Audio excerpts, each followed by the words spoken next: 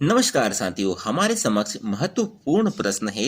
m का मान ज्ञात कीजिए जिसके लिए ऋण 3 की घात m प्लस 1 इंटू ऋण 3 की घात 5 बराबर ऋण 3 की घात 7 हो। चलिए हल कर लेते हैं। यह बहुत ही महत्वपूर्ण प्रश्न है। क्या दिया है?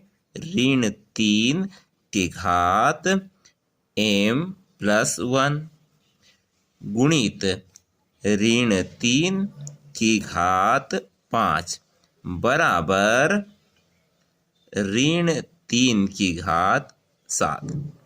ठीक है, अब यहाँ देखिए ऋण 3 यानी आधार समान है तो घातों का क्यों होता है?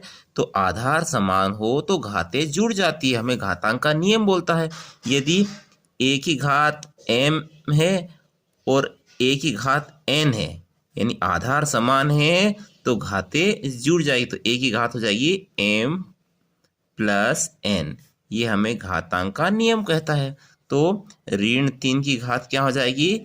m प्लस 1 यानी ये वाली घात और ये वाली घात m प्लस 5।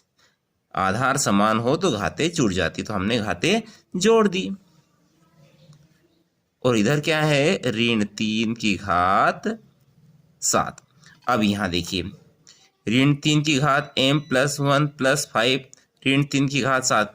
आधार यहाँ भी समान है, यह दोनों समान है तो चूंकि ये बराबर में है, यह दोनों समान है तो ये घातें भी तो बराबर रहेंगी। तो हम लिख सकते हैं m plus 1 plus 5 equal to 7। ठीक है, तो m बराबर 5 और 1 दोनों के चिन्ह समान है तो जुड़ जाएंगे, 5 और 1 हो जाएंगे 6। 7 28 है और 6 का पक्षांतर करेंगे तो ऋण के 6 हो जाएंगे। तो m का मान हमें प्राप्त होगा, 7 में से 6 गया तो क्या बचा? 1। ये हमारा m का मान हमें प्राप्त हो गया है। आशा करते हैं यह छोटा सा प्रश्न आपको समझ में आया होगा।